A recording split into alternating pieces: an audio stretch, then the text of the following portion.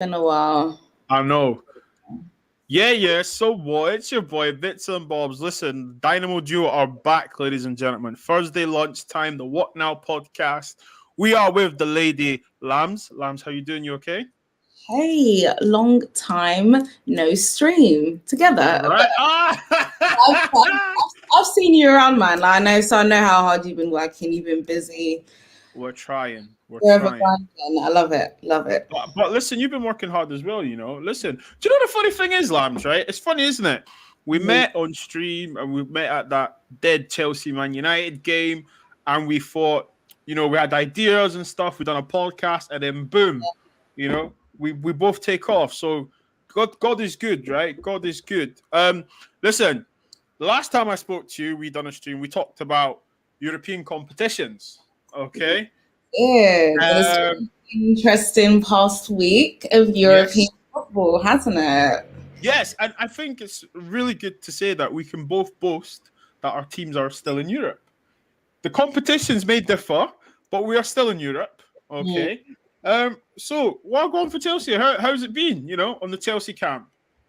Well, I have to say, it's definitely, I mean, clearly it's improved. Like, do you remember a couple of months ago, we were literally just upset, just bare, like, stuff in the streams, and everybody was laughing at us after some Hmm. of those embarrassing defeats and performances. And it was clear to see. And I was just literally just sitting there with my head, my head in my I hands, remember. like I've told these guys literally from the end of November, start of December, this guy needs to go. He's out of his depth. Like, look what he's doing to our team. And Hmm. surely he just dragged us down, down, down. Like, how can you take us from first to eighth? That is not good enough. With the squad that you have, with the players that you have been backed. So you don't really have that excuse of, okay, well done for getting the team to where they got to last Yep. season. I think part of that's to do with luck. The part of that's to do with the fact that everybody else in the league was terrible last year as well. Leicester bottling it, United getting off to that horrible start. If it wasn't Yep. Fernandez coming in, that turned their fortunes around, and it was just so much just craziness going on in the league last year. So I think that's what kind of helped us as well. We were just silently going under the radar, getting a few vital results here and there, but we also have some shocking performances, and I haven't forgotten some of those as well. So Hmm. was backed, and he got the players that he wanted, and clearly he was out of his depth. So, but since he's left and the new manager, Thomas Tuchel, has come in, wow, it's just I couldn't even have predicted how good of a run that he could have. He's Chico magic. Chico wow. magic. Honestly, like if you was to tell me, oh, we'd be sitting here discussing Chelsea being in a quarterfinal draw, I'd have been like, what? After the Mm. state that we were in and the fact that we drew Atletico Madrid, no, absolutely not. We were going out because they're top of La Liga. They were flying high at that point, and they're still 100%, top. yeah. Real Madrid are catching up right now, but they are still top. They are still a very, very good team. So the fact that and more so in the second leg, we beat them convincingly and comfortably as well. That's what impressed me the most about our performance. Whereas we know it was very, very cagey in the first leg because of the way that Simeone set up. But you won though. You won, which is critical. But we can't lie, that was lucky. And I don't think they foresaw that goal coming in, which is probably Yeah. why they set up the way they did in the second leg, because they knew they had to come out and score because we had that away goal. And that's probably what made it so easy for us to capitalize on that. But people were talking before the game, oh, we're going to struggle because of the suspension of Mason Mount and Jorginho, but didn't miss them at all during that game, at all. And do you know what? The compliment I'll give Chelsea right now is you're not conceding goals. And you're not conceding goals and you're winning games. Okay, you may not score as many goals, but it's championship form. And I'm not saying this to troll you. I'm saying this as I wish my team was doing the same thing right now. And I think to conclude on Chelsea, what I will say is that I think with the draw that's happened, it's a nice route. It is. Not easy. I won't jinx it to say easy for you guys. Yeah, Porto are good. Porto are very Porto are good. Yeah, Porto are good. But I don't know, I've heard a few Chelsea fans say it's coming home and stuff. I'm just like, I'm not going to argue with you right now because in hindsight, I'm looking at that and I think you should get through. You should get through. But listen, on paper, is not the same as being in the game. And regarding Man United, Lambs, I'm just going to tell you this real quickly. Let's talk about Man United because obviously you guys came up you guys had that tough draw. That was, one of the two favorite teams in the competition, favorites to win it, coming up against each other in the tie. Obviously, one of the favorites is going out, and it wasn't easy, especially after that first leg. It didn't look like it was going to be, there was quite a lot of pressure on you guys coming into that second. And especially with the injury concerns as well. And I think, obviously, having your main man, and I'm going to say this because this guy has always been your main man, 100%. And he is world class. And I think Bruno will get to that level. He's climbing up to that level, but he's not there yet. But Pogba is world class. And I think his only problem is that he's literally just been surrounded by crap in that midfield. And they haven't got in players of his quality, of his standard, of his level to work around. So it's been slim pickings, and you can tell that, United's win ratio when they have Bruno and Pogba fully fit in the squad in that midfield as opposed to when they don't makes a huge difference. And obviously he's the one that came in, made all the difference in the end after what looked to be another stale first half performance. But you're the United fan. Obviously I saw how you were feeling, your emotions during the game, after the game, and your reaction. But how are you feeling about it now, especially considering what's happened since? Do you know what? Like, they're not important. It's international break. They're not important right now. But what I will say is this: we're still in a competition, okay? Albeit we should be in another one, but we're not. So we need to face facts. They had me emotionally eating, staying up late at night thinking what could have been, me acting like I've just lost. I don't know. I think it just do you know what it is? It was the manner, and it felt like when I saw the FA Cup draw, we could have got to the final. No disrespect to Southampton. Yeah. Do you know what I mean? And then on the day, the cup final, it is what it is, and obviously the stuff that's came out, big up to you, Uncle Laurie. Big up to you. Shout out the band again. Big up to you. For me, it's the manner we got beat, and there was no reaction. And when he said, I'm neither Ollie in or Ollie out, yeah. But when he said that the players were tired, I was like, wait a minute. Arsenal went down 3-0, came back 3-3. So we can't use this. If you're going to use the tiredness, you made like 1 or 2 subs in 4 games, and then in the actual game you make 4. I don't know. That was So it's obviously it's really bittersweet. I sense for you because it's just like it's like you got the job half done, getting through to the next round of one cup competition, but unfortunately crashing out of another cup competition, and you were considered favourites for both of those cup competitions. Exactly. So is it now kind of making you and other Manchester United fans think, is it just Ollie? Is it just like that curse, that mentality block he has when it comes to cup competitions? Because I know this does look like an easily winnable tie, but okay, if you progress past Granada, you could potentially come up against Roma or Ajax, both very, very good teams.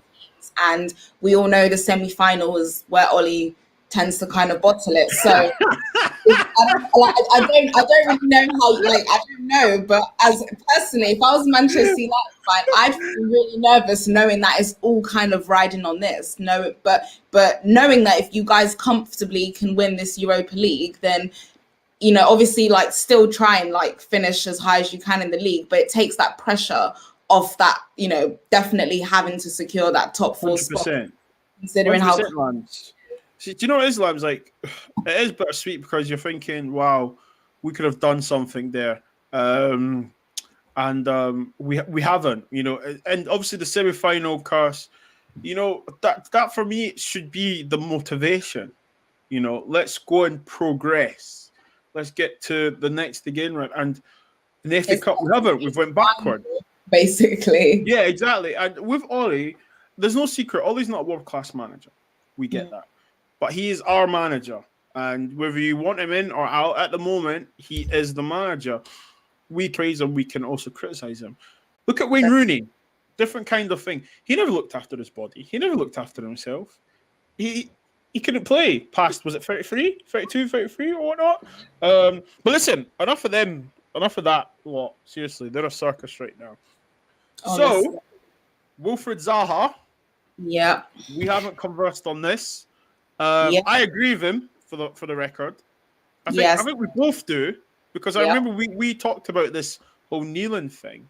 When I saw him not kneel, I thought yes. But what I was disappointed in, how come the other black players go on? Because when the NBA, acknowledge and stand with him, because when the Milwaukee, whatever they're called, in the NBA, we're not playing. LeBron was like, we're not playing either. But LeBron was like, right, but what are we gonna do? Let's take some action. And I'm thinking, if you know Zaha's in the changing room and I'm one of the black players and you know he's standing, why are you not standing with him? So what? One person, two people, they can't really make a difference. We need more people to come together. We need Wilfried Zaha, we need Raheem Sterling, Marcus Rashford, Reece James, Paul Pogba. We need the Kylian Mbappe. We need these high elite level athletes that have deals of FIFA, UEFA, EA.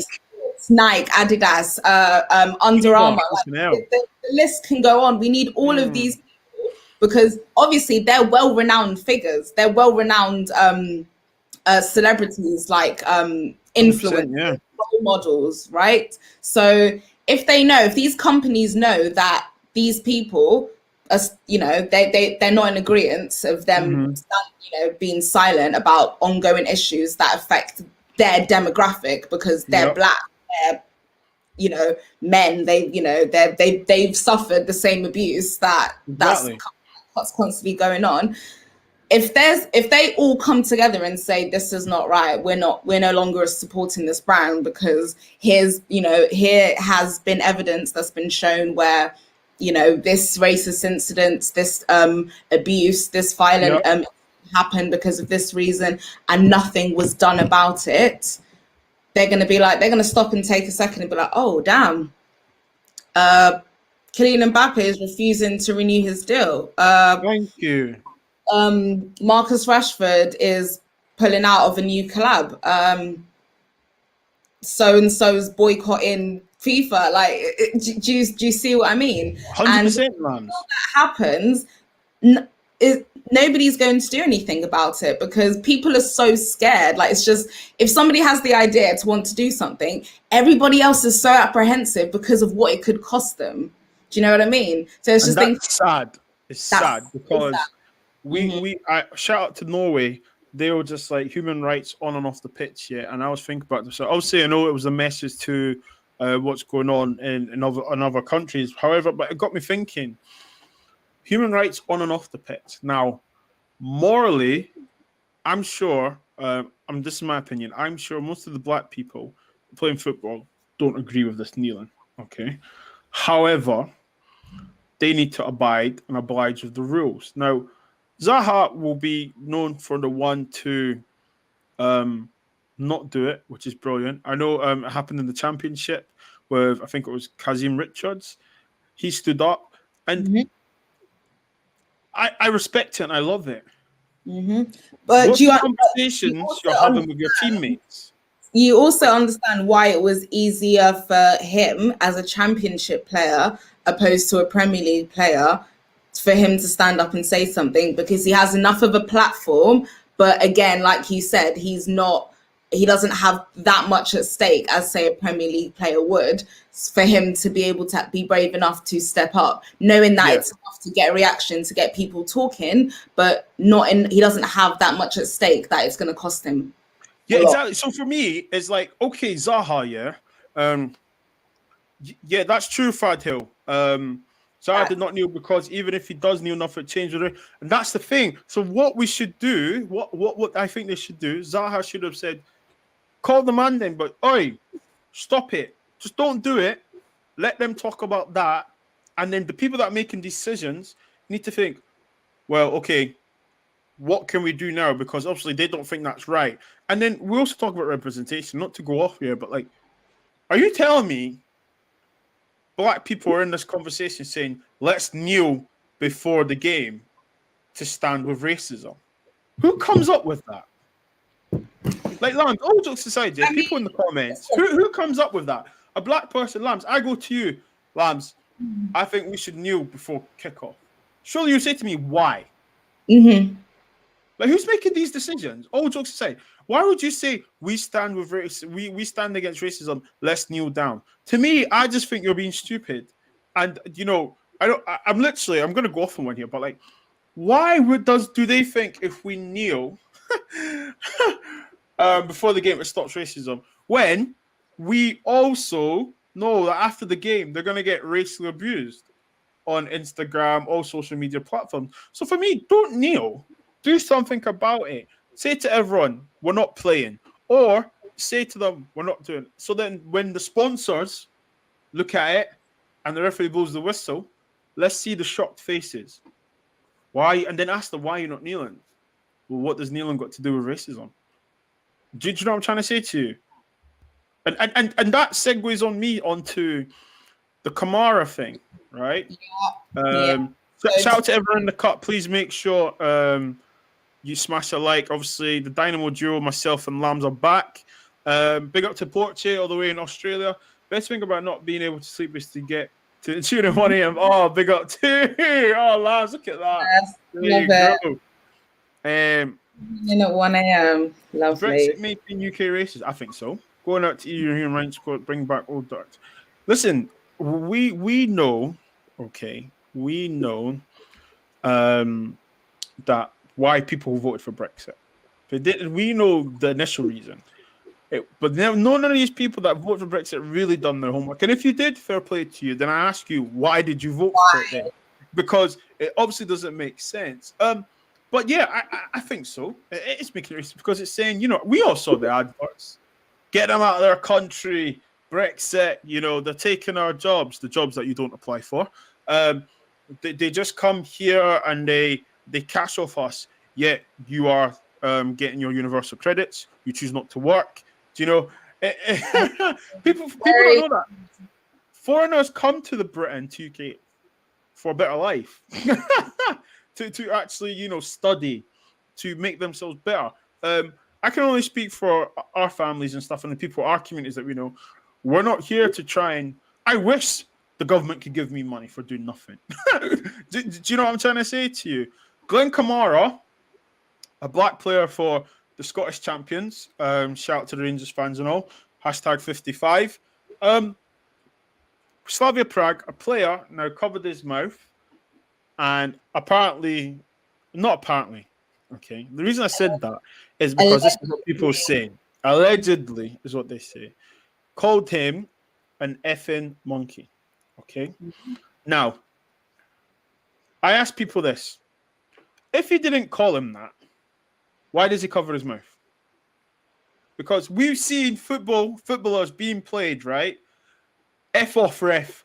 First one, ref. You effing this. Oh, F off, Lionel, blah, blah. And then the commentator will say, we do apologize if you have been offended by any of the... if you've had any of anything, profanity, whatever, yeah? So why are you covering your mouth? Why are you covering it? Because you know what you said. He had the intent to go in and say it. Now, I've got a new attitude to this, right? Why don't we just treat people guilty until they're proven innocent?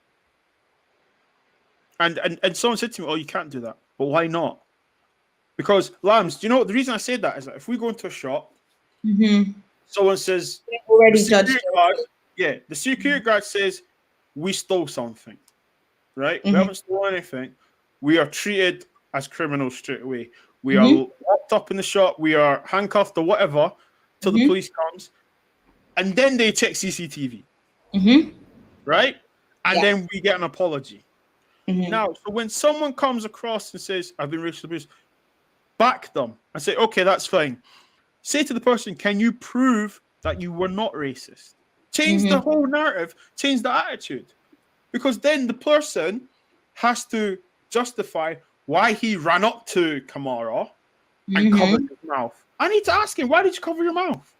If that's not what was said, what did you say instead? And why did it this reaction? Why are these allegations now being made post-match? Why did this incident take place, this violent incident happen? Why did somebody have this much of a reaction if you just insulted? Because everybody, like you said, it's the heated game. It gets competitive. People trade insults all the time. Exactly.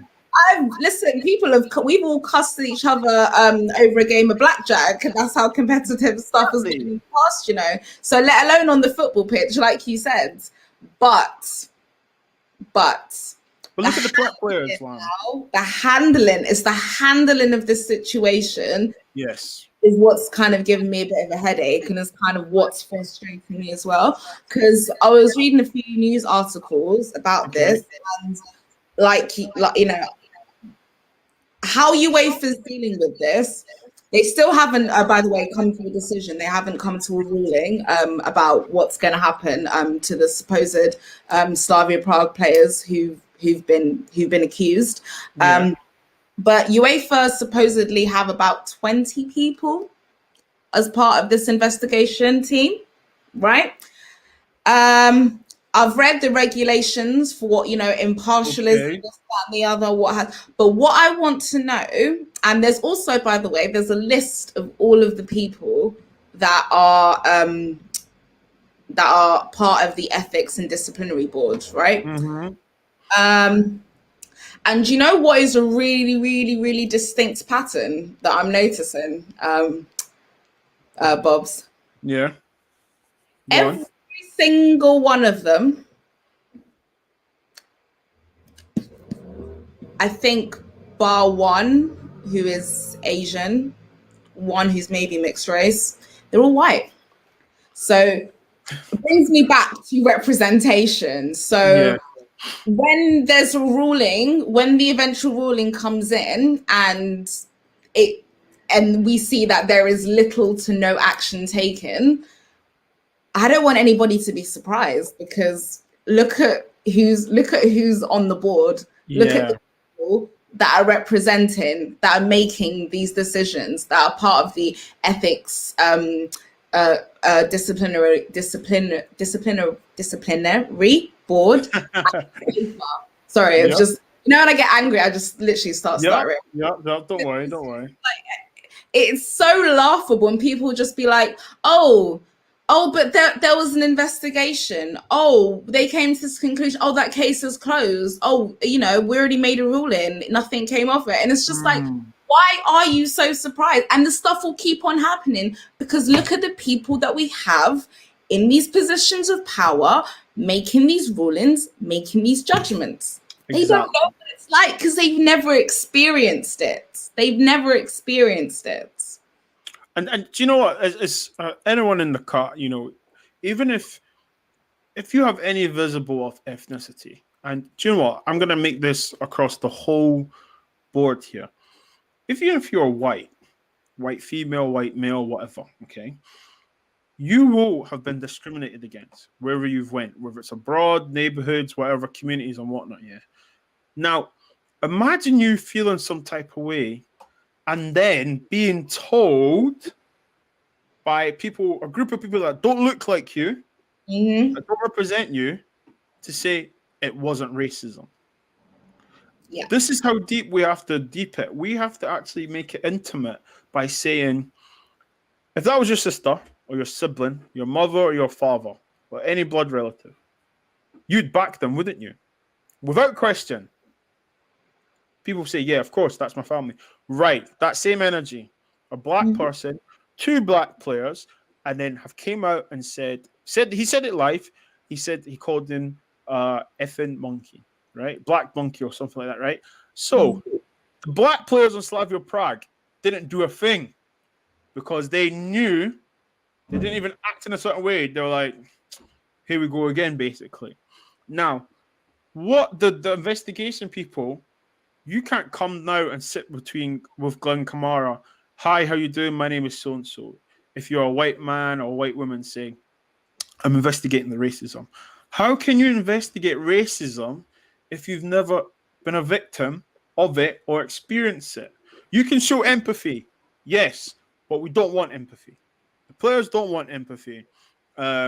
We want you to take action. Skip the investigation and just say, do you know what? Yeah, this is not the first time someone has complained about Slavia Prague. You're banned. Unless you can show evidence to say you didn't. And then if they say to me, oh, I said you effing player, whatever. So I have to, then the investigation board need to ask them, why did you cover your mouth then? Do you know what's so crazy, right? These teams like Slavia Prague, Dinamo Zagreb, some of these other teams that are located in these East European countries that tend to crop up in Europa League competitions, right? We've already witnessed international games, yeah? Yes. Go on, right? speak the truth. Witnessed international games where England have gone to play against some of these countries in friendlies or qualifiers, right?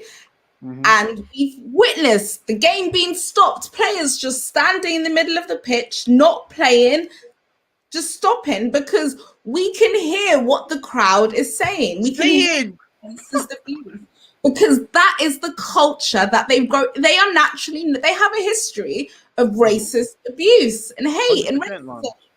Like the digital trail is there.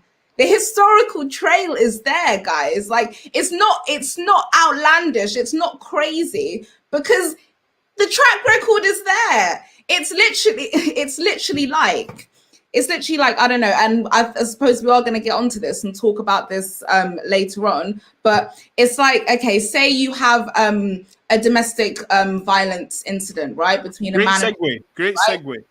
And a man and a female, right? And this woman has reported many instances to the police, taken out restraining orders, protective orders, all of that. Constantly, there's a digital trail, there's a report trail of all the incidences where this guy has beat her up, hospitalized her. There's photos documenting all of the evidence, and there's all of this there. And then finally, he reaches his breaking point, ends up killing her, right? Right? Yep.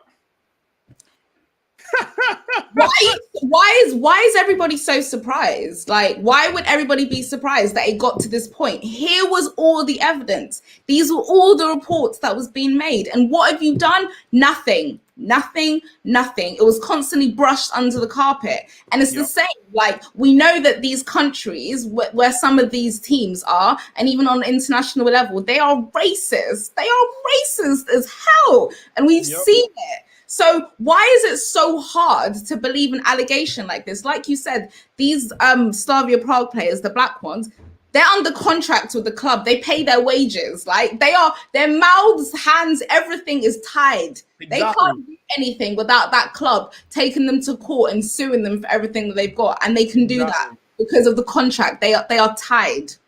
Their hands are tied. Lambs, do you know, right? Big up to everyone in the comment. Vibes, you said something there with the video and stuff. This is it, it's like saying, I'm not racist, I've got a black girlfriend or I've got black friends and stuff. Listen, do you know what? I'll say this to everyone. Everyone says racism is not taught, okay? People go to nurseries, people go to primary schools, and there's no color. No one sees a color. They just play with each other, okay? You play football in the street. It doesn't matter what you look like, whether you're big, small, fat, skinny, whatever, black, white, whatever, yeah? Don't care. But when we go to secondary school, okay, we start to see segregation, okay? Yeah. So where do they get that from? Is it the households? You can't talk to Mohammed because Mohammed is Asian or Muslim. You can't speak to flipping Tyrone because he's black and Jamaican, whatever. You can't speak to Becky because she's British. Do you know what I'm trying to say to you? So it comes from the households. And also, it's not all households because, let it be on record, I have so many friends from different race and communities. I especially made them from YouTube itself as well. My point is this, guys. The people that are doing these racist chants, they know it's wrong. Okay, they know it's wrong. The reason they're doing it is because they know they'll get away with it. The financial fine is not severe. That's And why. they've been raised and conditioned by certain, and again, I'm not saying it could come from, it doesn't have to necessarily come from, I'm not saying like all of these people have like racist parents, but there could be a family member, somebody who comes over for family functions who's just so like ridiculously racist and hateful. Yep. And these ideals into young impressionable children, telling them, or making them, conditioning them, grooming them to believe that they are superior to other races, genders, sexes, things, people. Exactly. And do you know what? Like what I would say is on the last matter of that is just that we can hear it from the TV, right? Which is scary. And I think this is how damning racism is taught. The tolerance. The referee issues a free warnings before the free warnings to say, please stop doing that. Someone being racist is disregarding their community, their skin color, their heritage, everything about them, and they're making fun of them. Okay, but you're giving them free chances. This is not playing Super Mario on your Game Boy with free chances. This is not Mario Kart. This is real life with real people. Listen, let's segue on to another thing that we're both very passionate about. International Women's Day was a couple of weeks ago. Okay. Yeah. Ever since then, it seems it's very, very tough to be a female right now. Mm-hmm. Very, very tough. We know what happened to that young lady with the police officer, right? Yeah. Same people that are supposed to protect these people. We've seen Meghan Markle. Mm-hmm. We've seen the treatment she got. We've also seen the treatment that Kate Middleton gets compared to Meghan Markle. We've seen the treatment to the Queen. We've seen treatment to female YouTubers like herself. Lambs, what's going on? What is it something in the air?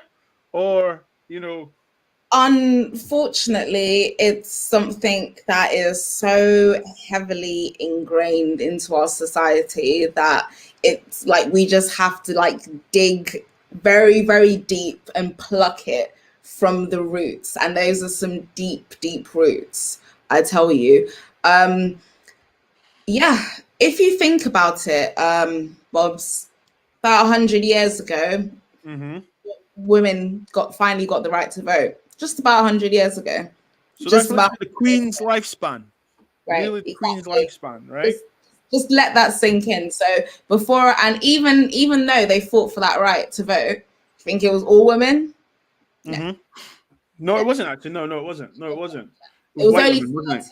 Yeah, it was only certain elite white women who had certain names, right? Or certain like titles, right? Otherwise, the rest of us took a very, very, very, very long time for us to catch up. And I think a lot of it has to do with the fact that we've predominantly been living in a patriarchal society that has been run by men, and they've, conditioned the next generation of men that women can be seen in a certain way, and no matter what men are feeling or what if they want a woman, if they like the look of her, they are entitled to take it, whether she wants you to or not, because it doesn't matter to them. In their mind, they've been conditioned to see women as property. So that's why it's so easy for them to kind of do that and not think anything of it. Okay, do you want to get that? Yeah, sure. No, it's okay. I was just switching off my notification. Okay. It wouldn't disturb. Yeah, so it's so easy for them to kind of just come and do it because that's how they've been conditioned to. If a woman disagrees with them, their ego, their pride can't take it. Ooh, boom, slap. Or they'll just find a way to kind of take control or regain control because, again, they've been conditioned to believe they always have to be in control. If she won't listen, if I don't get my way, I'm going to do certain things to get my way. Even if they don't want to be with a woman, they're cheating on her or they're breaking up with her. She can't be with anybody else. So the jealousy and the possessiveness comes across. And, we've come across so many cases of women who get killed because they've got a jealous ex-partner that just cannot let them move on. Like, even if they themselves have moved on, it's not okay for them to move on. They will forever be theirs. So they're not a person. They don't see them as a person. They see them as property, as possessions. And that's a really dangerous way to think. And it has to come down to our men. Like, we can't make a difference unless the men in society want to make a difference. And it comes back to men speaking to their young sons, also speaking to their daughters, teachers educating young boys, young girls in school, in class, teaching them that it's not right to speak to girls a certain way. It's not right to teaching people teaching people like mutual understanding, consent,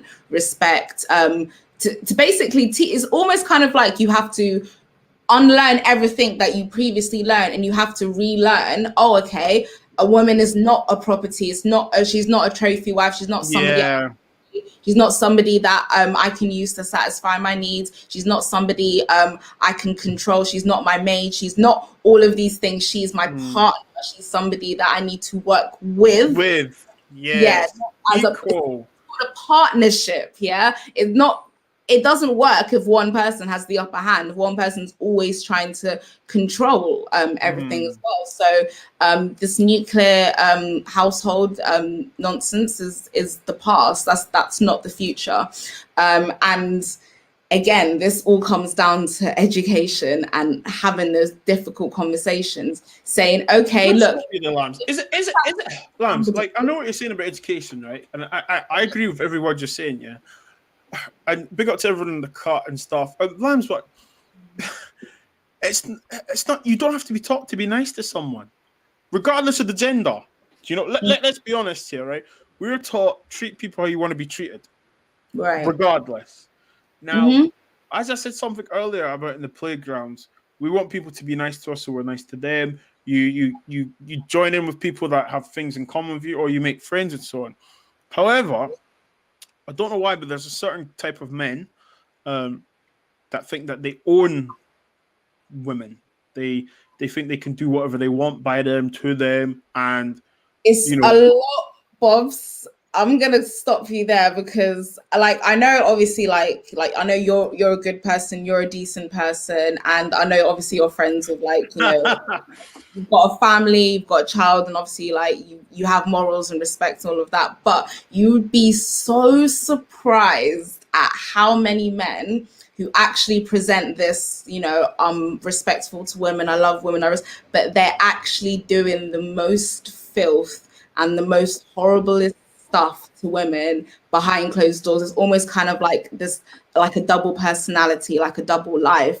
And you would be so surprised, like, they have this image on the surface, but behind closed doors, they're just doing. And trust me when I tell you, because speaking from my experience, speaking to other women and the experiences that they've had and what they've told me about certain people, and I'm just thinking, but to me, like, I would never have got that impression. But I get what you're saying. From my own experiences, there's no reason why they should lie about this. Like, and you can't even make up the fear that some of these women are genuinely in, because they know how hard it is to get people to believe them about certain people because of the hysteria that they present. Because the people are like, no, don't be silly. Him? Never. No, he'd never do that. But it happens. And because of the image of the person, isn't it? So to conclude, Lambs. Yeah. What needs to happen? Not what needs to. What would you like to see happen going forward? Are we talking about police coming in, taking a more zero tolerance? Are we talking about charities? Organizations need to come into businesses, the street. Does the government have to do something now and illustrate this? Government definitely needs to do something. These charities, these organizations, the ones that are currently running, and ones that people are thinking of starting, these need to Mm-hmm. be funded by the government. These need to be invested in, and also changes need to be made. Around punishment for certain crimes as well, because like you said, there's just not enough consequences to Yep. people's actions. Like you said, you can get a restraining order against, your ex, who beat you up and hospitalized you about 5 times in the past. Yeah, so what? You have a restraining order. It doesn't matter. He knows where you. No, thank you. I do not want that stress or he knows where you live. So a piece of paper isn't going to stop them. They're always going to find a way. Like, if you're going to the shop, they might catch you and ambush you. If you're trying to get into your building or something, they might just come out and just tailgate you and push you and trap you. Like, you just never know. And it doesn't, because nothing is being happened. A piece of paper, so what? Because they know nothing is going to happen. You have a restraining order against me. I'm still going to run into you. I'm still going to see you, and nothing's going to happen. I'm not going to get put in jail, or get put in jail for a few hours and I'll be out again, back to your house, because I know where you are. You can move, but some of these people are so determined. Their Yeah. pride and ego will not let them rest until they know that they firmly have the upper hand. They'll find out where you live. But yet they'll get people to follow you to find out where you live.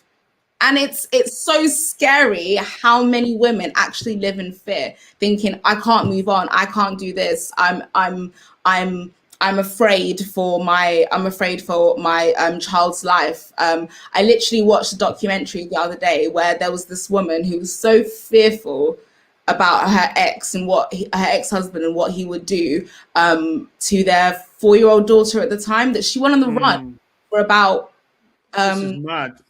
I don't know how many years or something. She was constantly moving. She had to get all of these like odd jobs that sometimes they were staying in homeless shelters because she was scared to give her social security number in case he tracked her. So that's why she left a really good job as well. And I think she finally managed to get home when her daughter was like 9. So from the age of 4 till 9, 5 years. Excuse me. On the run, We living. need to do better. And because of fear, because of the legitimate fear, it's just. Yeah, exactly. Look, this is a great example. Stuff with EastEnders last year with Chantel and Gray, 100%. The guy was seen as this lawyer, this great devoted dad, husband, but he was bullying her. I think the more conversation, excuse me, everyone, the more conversations and the more safety network conversations where people can come forward and talk and then ask for help and support, because it's going to keep happening unless the government does something. And until they do something, it's funny, isn't it? All these things that happen in society and in life, no worries at all. Thing that happens in society and life, guys, isn't it? That happens in our lifetime. The government can do something. And I think this is very, very scary that the government know they have the power to take a zero tolerance. And they don't. And I think that's the more worrying thing, that, they know this happens. They back the projects, the charities, and so on. But yet you have the power to say, actually, do you know what? If you're abusing this woman, I'm going to jail you. And do you know what? The jail time is going to be severe. 5 years. Then we'll start to see a massive difference in people's behaviors. You can see the same with racism. Okay. Make these punishments severe. Okay. And also, I know we're talking about violence towards women. Also, it's vice versa. Domestic abuse, domestic violence. Women, unfortunately, there are women out there that abuse men, that physically beat them up, physically do stuff. And we need to normalize these conversations and support our peers, support the communities, and make sure that we are actually trying to help them as well as solve a situation. Listen, guys, thank you so much. We haven't done the What Now podcast for a while. Look at Lambs, the lovely Lambs. Look at that. dashing across. Sorry about Uh, that. no, it's okay. It's okay. I was just confirming to them that that we like to talk about stuff. The What Now podcast, this is what we like to talk about. We like to talk about real society stuff as well as football. And I was just saying to them that, domestic abuse and domestic violence also does mean that, unfortunately, some women do abuse some men. Yeah. And it does happen. And I was saying that we need to encourage the conversations. We need to check in on our friends, our peers, the people in our communities and so on, because you just never know. If you see any abnormal activities, please check in on these people, because you never know. It could be a cry for help. Lambs, we're just going to wrap up. Lambs, is there anything you'd like to say before we go, before you give out your socials? Yeah, 100%. Literally, just to echo what you said. Lambs, look at that one. Oh, listen. You're not lying. You're not lying, Jay. There's quite a few people who can probably move faster than Fred in the midfield. Let's leave that for another day. I'm telling you. Yeah, I was just gonna say, literally, resources, charities, organizations, foundations, like look them up. Find out if you can support them, donate, raise awareness, share information about them on your social media platforms. 100%. Like, share, like you said, check in on your friends. If you know that you have a friend, especially female, who's in a relationship and maybe you haven't heard from them in a while, they're not looking happy. Maybe you FaceTime them and they're looking a little bit banged up. Don't just listen to their story about them having an accident or falling down or tripping over, because, some wounds are clearly not, you can tell that they're not inflicted by accidents. 100%. So understand that for them, if your friends are lying to you, then it's out of fear, and literally you need to be there for them more than ever. Do not turn your back on them, because they could be in a lot of danger and you wouldn't even know it. And actually says that, guys. And I'm not saying that anyone knows anyone, but if you do know anyone, go approach them and say to them, "Do you want to talk?" Go to a safety place, whether it's a cafe. Obviously, I know with COVID right now, but go to somewhere where you can speak to them and try and help as well. Because one thing we struggle in society these days is the lack of helping someone. We seem to just mind our own business, but we all have a duty care of each other, to look after one another, and you don't know. If you're a guy, like, demonstrate, not just by words, because obviously I know there's a lot of there's been a lot of defensive talk on social media, like not all men and stuff like that. But as women, we don't know that. So the way that you can ease a woman, make her feel more safe, make her feel more comfortable, is to show that by actions. You know what I mean? Like, don't 100%. Say anything intimidating to make them feel uncomfortable. If they're traveling alone or something on a bus and they're getting harassed by somebody, try and step in, tell them to back off, tell them that it's not cool. Do like small acts of kindness, basically, to make women feel safe, basically. And on that note, thank you for joining with us. We are going to look to come back weekly. We are both busy, but the love we have for each other is that we know we've got a duty of care to you guys to get out this content. So, Lambs, if you tell the people where they can find you. Indeed. So yeah, you can find me here and there on this channel as well when we do this podcast. Like, we will try and make it a regular thing, a bi-weekly thing, but it will definitely be regular. Like, you will definitely see us at least a couple of times a month. 100%. That's for sure. So you can also find me on the Midnight Vibe show on the Football Terrace. You can also find me on GNA TV, like I host the Chelsea Ladies shows and co-host a few of the other shows that I do there with German ads as well. So great guys as well. Check that out. I do a wine and football show with Charles on her channel as well, Strong TV. So subscribe to that. God, I'm literally just kind of like here and there and everywhere. That's and what I'm saying, look, the glow up. Look, this is what we were saying before. Listen, Get people that won't know, right? Me and Lambs met on a stream, and we started talking because the Chelsea Man United game was dead, and we shared a similar passion to obviously politics, equality, representation, but also just equality, just in general. And obviously, we've came up with this podcast. So yeah, and we look. The thing about what we deal with is that it happens every week, so it keeps us in our podcast. So we thank you all for listening to us. Yes, obviously, this is I Am Bits and Bobs. You can catch me on this channel. I host the TFT show. What else do I do? I'm doing more content now. I'm doing more stuff. I want to talk about more different football teams. I want to also talk about society's problems. And please, great interviews with so many YouTubers. stop it. Well, Stop it. so those out too. Honestly, they're really good. You got another one tomorrow as well, don't you? Yes, I got Saeed tomorrow, and I'm gonna stick it on him and ask him a few conversations about what he said and stuff. And he knows, he's aware. Big up Bocce.